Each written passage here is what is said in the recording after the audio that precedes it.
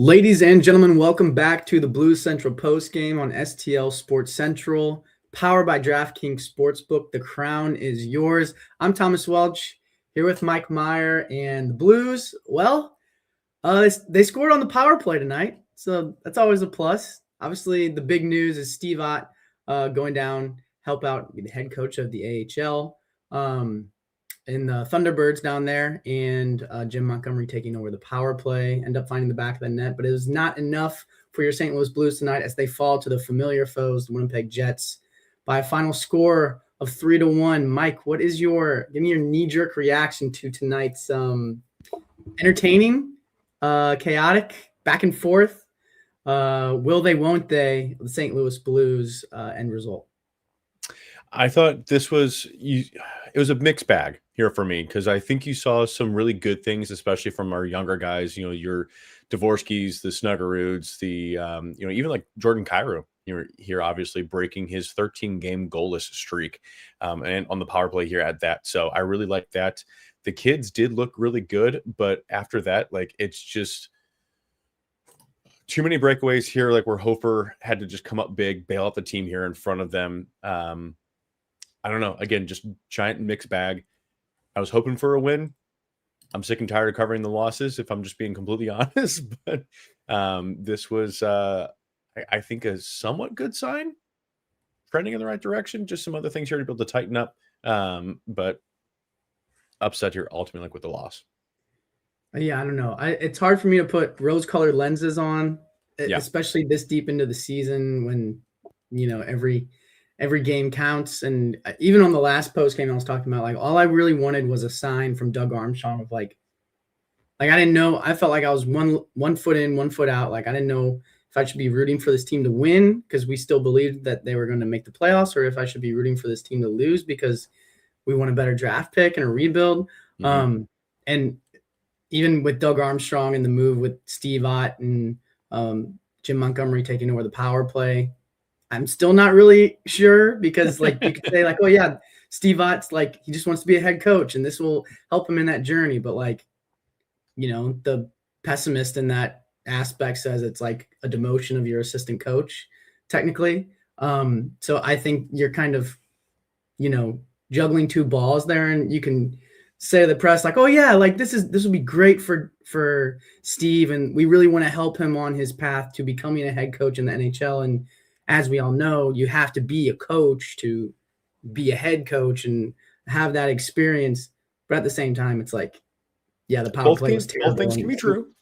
Somebody needed to take over the reins there. So I'm circling back to, I still don't know what I'm supposed to do with this team and which way we should be rooting for. Are we more focused on Jimmy Snuggerud and his development and Dalibor Dvorsky than the actual end results of these games? Or should I be pissed off that we lost to the Winnipeg Jets and they're, cruising past us in the standings and the wild card is looking bleaker and bleaker by the day?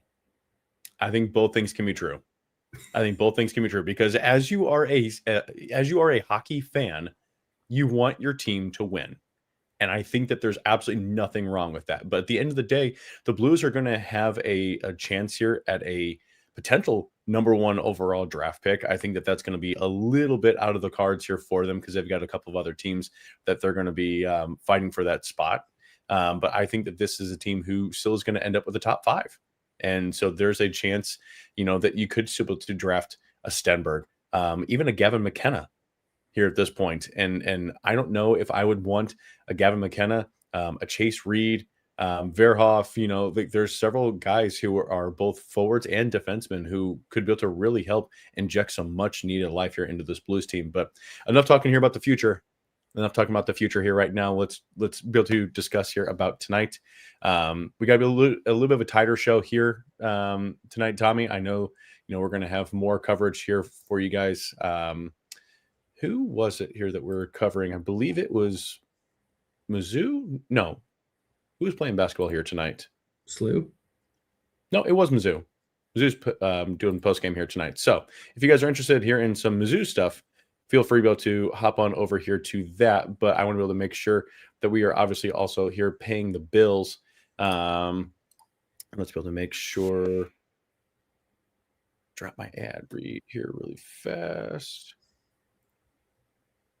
My apologies here, guys. Blues Postgame brought to you guys here by Home Bank, business banking partners here over at Home Bank. From business lending here to everyday banking, Home Bank has been with us here since day one as a trusted partner. Guys, business isn't just about numbers, it's about relationships. With Home Bank, those relationships make all the difference. Home Bank is the team behind our team over at STL Sports Central. Visit myhomebank.bank or call 855-577-2001. Home Bank, member FDIC, more than a bank, they are your business partner. So obviously the Blues found the back of the net on the power play. Jordan Kyrou, kind of squashes the drought in dynamic fashion. There was the double minor there that kind of gave the Blues a breath of hope. I hate, like I said, I want to be positive, but also at the same time, it felt like when the Blues went down 2-0, it was like, there it is. They just looked like dead. And then they get a breath of life, like kind of back into them, because obviously the Winnipeg Jets scored twice on their double minor. So the Blues can come out and potentially do the same with a new look power play. They got one of them. So to crawl back into it. But Mike, what did you see on the power play tonight that you liked or disliked, something that was different?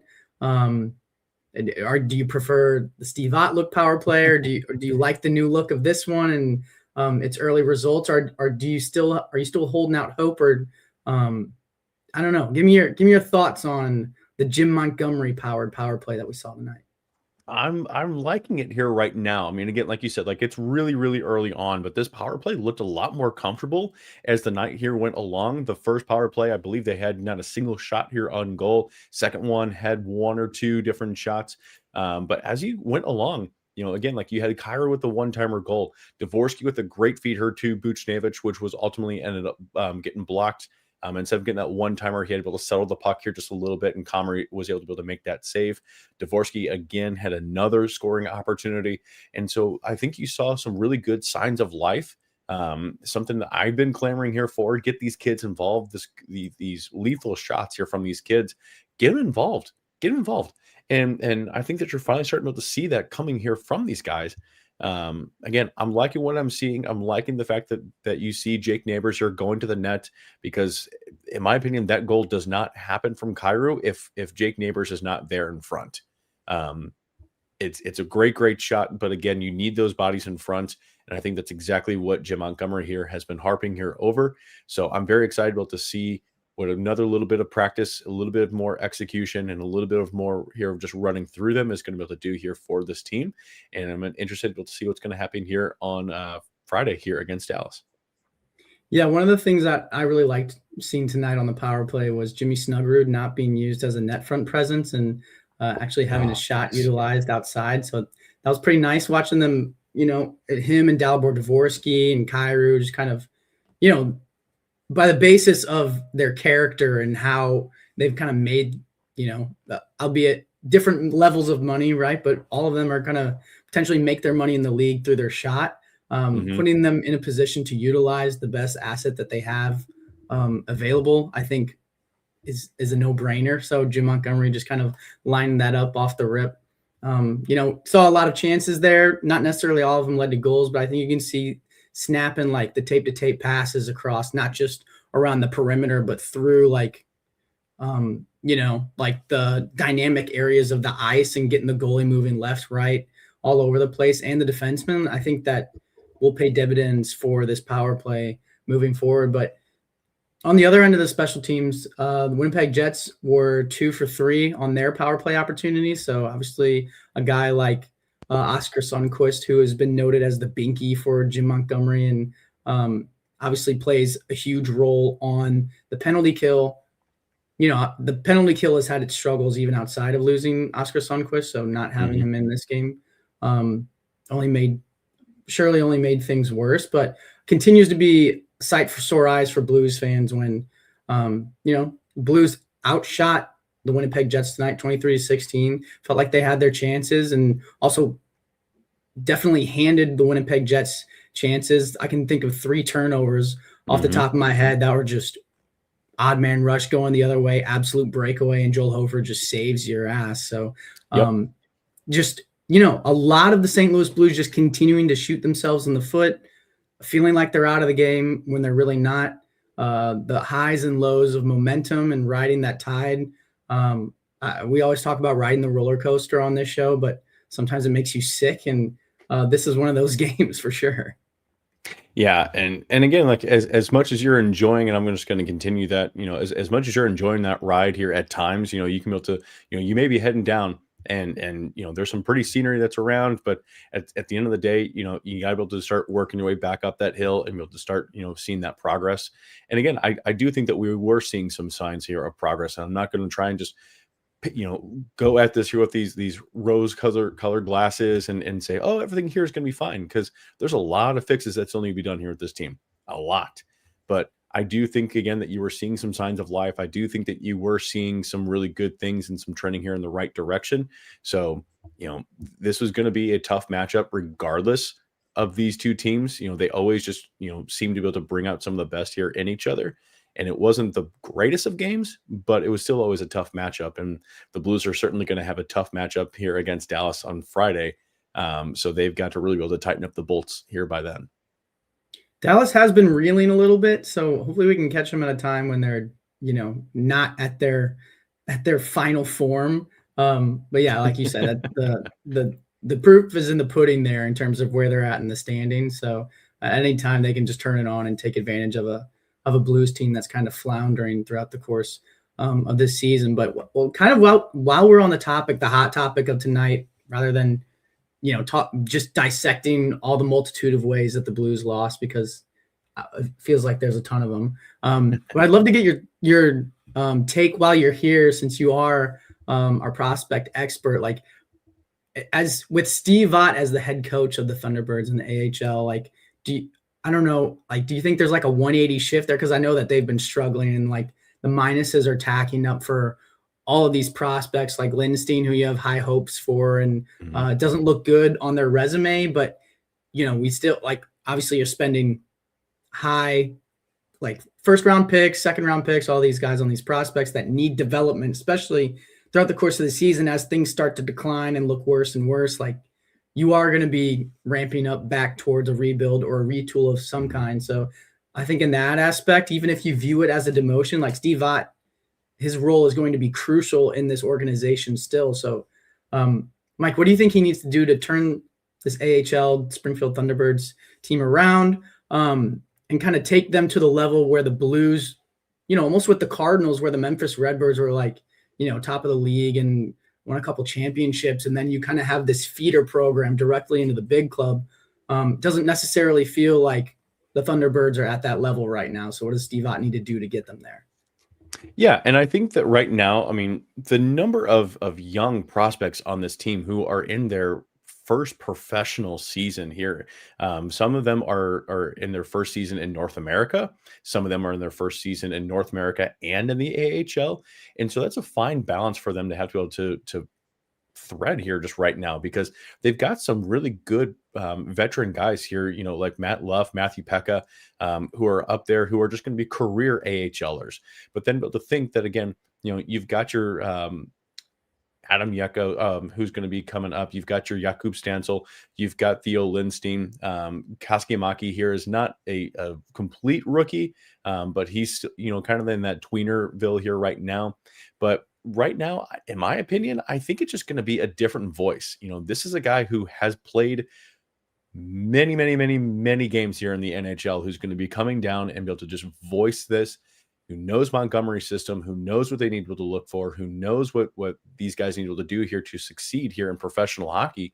And so they can be able to speak to this here from experience, who can be able to see the game here in a different light and be able to see, oh, they're struggling here against this here right now, or, oh, Wilkes-Barre Scranton here is pushing here at this point. So, okay, let's be able to make this in-game adjustment, which is where I think that Springfield really, really faltered a lot last season. I'm sorry, earlier on here in this season, was the fact that they were really struggling with in-game adjustments. And I'm hoping that that's what Steve Ott can really be able to just start pushing forward. I don't know if guys here like Theo Lindstein are being utilized the proper way, because at times he looked lost out there, whether or not that he was lost here either with his defensive partner or not knowing where to be at here on the ice. You could be able to say that it's a little bit of an adjustment here coming to North America. It's a smaller rink. But at the end of the day, I mean, it's January and he was still making simple mistakes. And I have to believe that that's a bit of a defensive structure that he's just kind of questioning here right now. And so I'm hoping that Steve Ott can just be able to come in, maybe be able to give this guy just a little bit more of a pat here on the back and just say, man, let's just hit reset. Let's just be able to start going here forward and just be able to give him a little more of a vote of confidence instead of him just gripping his stick here a little bit more and always just constantly wondering what it is that he is or is not doing well. All right, to go back to the chat a little bit, I've got eggplant emojis in the chat, which, as always, thank you guys so much for keeping the conversation going and giving us topics to talk about. Eggplant emoji says Broberg, Fowler, and Parayko have combined for 3 goals. I think we expected 10 goal seasons from them. Why is that never a topic of discussion? I have a good answer for that. I think obviously Parayko, with like a career high year last year, everybody had high expectations for him. Fowler, kind of the same thing. Not really. I don't know if it was necessarily a career high, but he got the extension, from Doug Armstrong, thinking this was going to be a top pairing guy that you could rely on for the next couple of years. And he's been lackluster there. And then Broberg, I think, is still feeling himself out in the league and feeling himself out on this team. But as D Browns mentions, the skating, dude, is just such high end, but obviously, to his point, miss it right around the goal. I think it's a collection of these problems here to where I don't think you necessarily rely on Broberg's a driver of the offense. He's not necessarily like a finisher. Like his skating ability is so good that he opens up the ice for everybody else, and then he can kind of dish it to somebody else to finish it. The problem is the Blues have nobody that's finishing it right now. So when we're looking inward and we're asking ourselves, like, why are our D-men not leading our offense to wins and putting the puck in the back of the net, and which, by the way, I think the complete 180 that we've seen from Justin Falk in terms of that year is almost kind of made up for it a little bit in that regard. But I think that's why we spend so much time talking about, the shortcomings of Buchnevich, the goal droughts of Jordan Kyrou, Robert Thomas not being able to stay healthy and fighting an injury bug, is because you're looking at 20 goals, potentially 30 goals from those guys. And yeah, it'd be nice if Broberg, Fowler, and Parayko had 10, but that's nothing compared to the guys that you're paying $8 million, the guys that you're paying to literally put the puck in the back of the net. Broberg, Fowler, and Parayko's job really, primarily is to keep the puck out of the back of the net. If they provide you some offense, that's great, but if they just shut out every team, you win more often than not. And, they're not doing a great job of that right now either. But I think from an offensive standpoint, the shortcomings are lying with the guys that are making the biggest contracts and in the top 6 of the forwards, for me at least. Colton Parayko, last season, obviously, he had his 16 goals. He's still looking here for goal number 1 here at this point. 10 goals. I'm looking here at 4 goals, 6, 2. I'm not overly concerned with Colton Parayko's goal scoring. Yeah, it'd be nice to be able to get him obviously here on the board. And I think that you saw that here tonight, here late in the third period, where he just unleashed that monster of a shot. And I'm hoping that that's where you start to be able to see just a little bit more here from him. I do want to be able to see a bit more here from Broberg, but again, it does seem like that they're maybe using him a little bit more. Like you said, open up the time, open up the space here for them. But he's also logging the most minutes here of ice time of any single defenseman.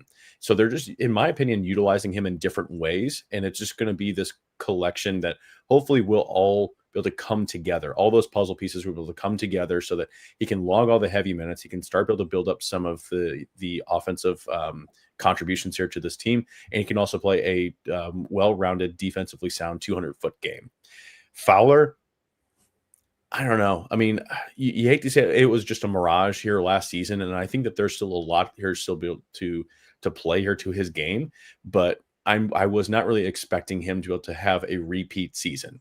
Now, I wasn't expecting him to be able to come in and fall down this hard, but it's been an underwhelming season from him so far, both offensively and defensively. So to be able to answer the question here as a whole, why are we not talking about just the 3 goals here, I believe, combined between them?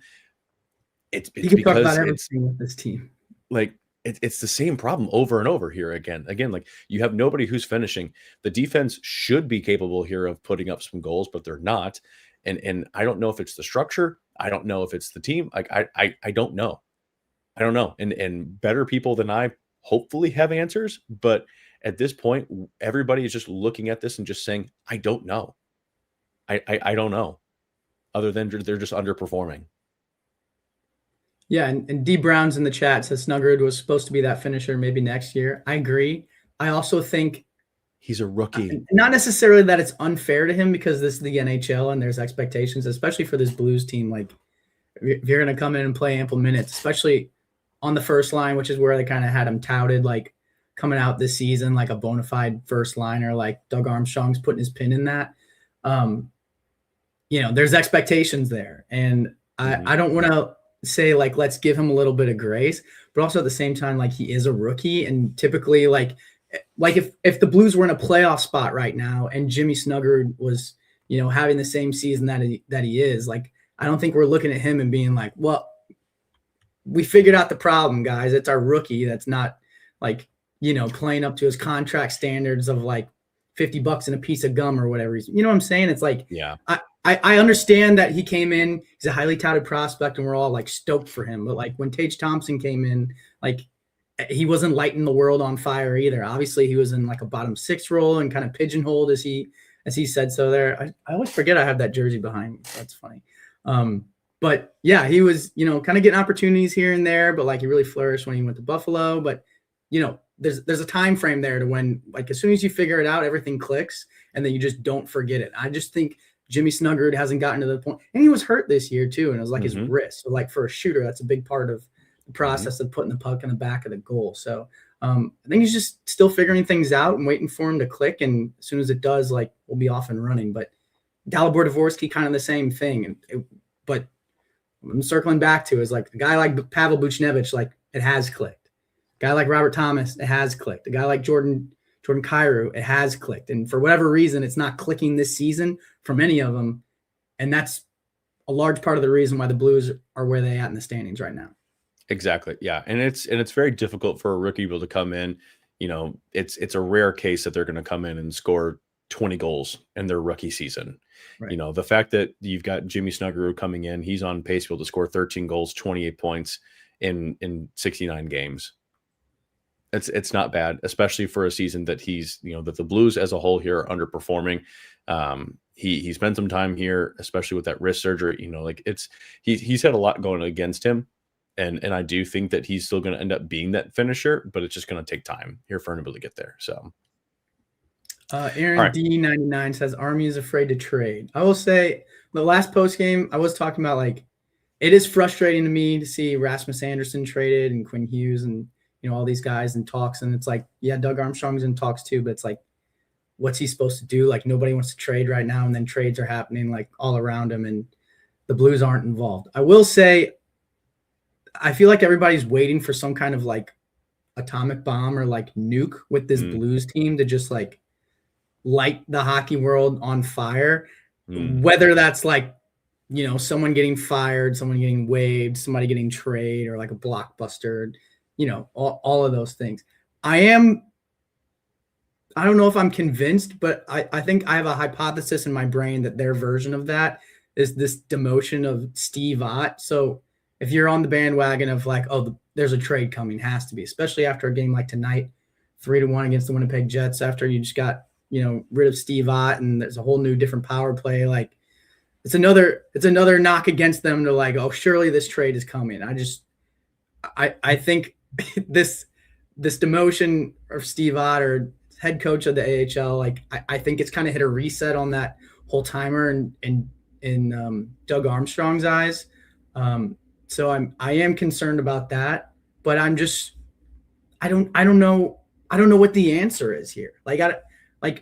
I still think in my mind, like a guy like Justin Falk, who probably wants to make a Stanley Cup run before, he like the game like starts to pass him by, he gets super old and like starts thinking about retirement. He's on fire this year. Like I think if you've got suitors, which he could very well be like the top defenseman available now that Rasmus Anderson is, gone to Vegas.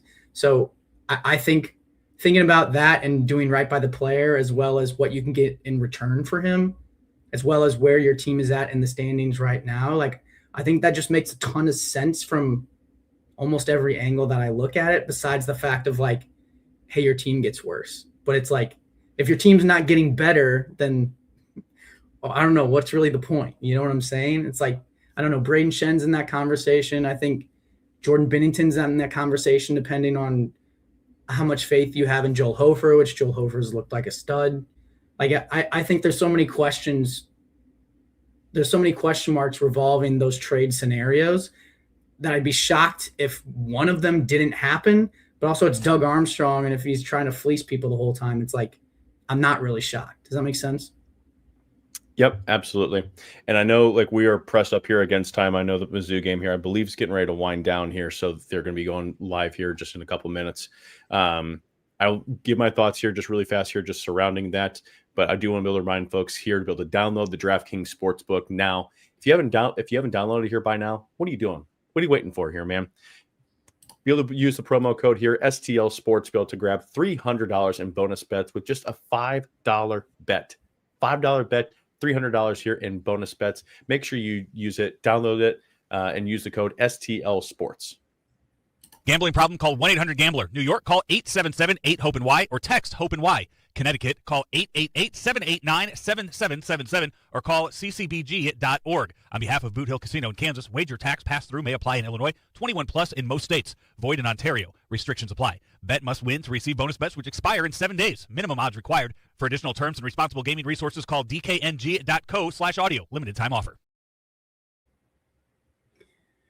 All right, Mike, before we wrap it up here, quickly give me your prediction for the St. Louis Blues versus the Dallas Stars on Friday. Dallas Stars are going to be able to win 5-1. 5-1, bro. Sorry. Just absolutely. We're just ripping the Band-Aid off. No mercy. Right. Just, yeah, Sorry. We're going to get clobbered. That high-powered offense here from Dallas, they just beat Boston here 6-2 tonight. 5-1. I wouldn't be surprised if they turned to Jordan. I'm going to say the Dallas Stars come in, underestimate the Blues, kind of take the gas off a little bit. I'm going to say the Dallas Stars win 2-1, but it never really feels like the Blues have a chance in the game. Okay. We'll to see. It's a closer score. It's a closer score than the game dictated, if that makes sense. Yep. And on that positive note, I think that's all the time we have. That's all the time we got today. So thank you, chat, for always being here for us, whether it's, we're in Missouri or misery. It's great kind of chatting it up with you guys all season long. We will be here, like we said, on Friday. Come hell or high water against the Dallas Stars, hopefully with a better result. Follow us on Twitter, Instagram, Facebook, all that good stuff. LinkedIn, we'll probably throw that in there. TikTok for sure. I know we got clips pumping out left and right. But this has been the Blue Central Postgame on STL Sports Central, powered by DraftKings Sportsbook. The crown is yours. I have been Thomas Welch. This is Mike Meyer. We will see you guys on Friday. Peace.